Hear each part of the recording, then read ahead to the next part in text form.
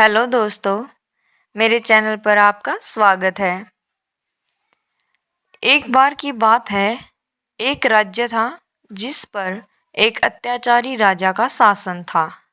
राजा इतना अहंकारी था कि हमेशा खुद की प्रशंसा करता था, अपने अलावा कभी किसी और की प्रशंसा नहीं कर सकता था। एक बार उनके राज्य में एक साधु आया। साधु की प्रशंसा कुछ ही दिनों में पूरे राज्य में फैल गई।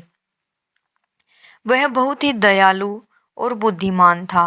लोग उनके पास समाधान पूछने के लिए आते थे और उन्होंने लोगों के प्रश्नों के उत्तर देकर उनकी मदद भी की।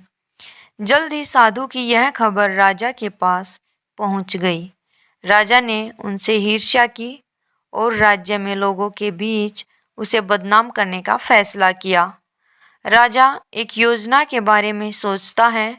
फिर राजा ने ऋषि को महल में आमंत्रित करने के लिए अपने रक्षकों को भेजा।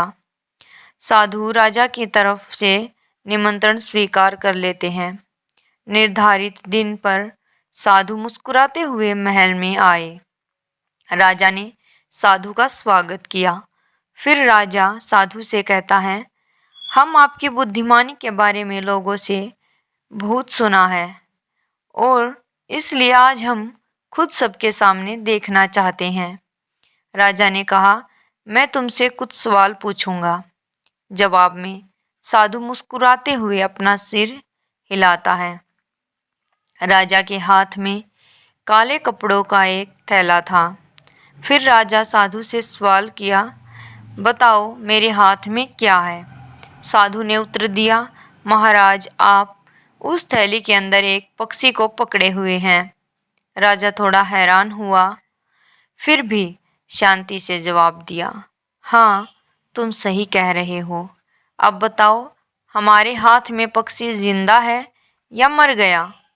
यदि आप एक बुद्धिमान व्यक्ति हैं तो आप हमारे सवालों का उत्तर देने में सक्षम होंगे। राजा ने यह टिप्पणी की। राजा अपने मन ही मन एक योजना बनाई।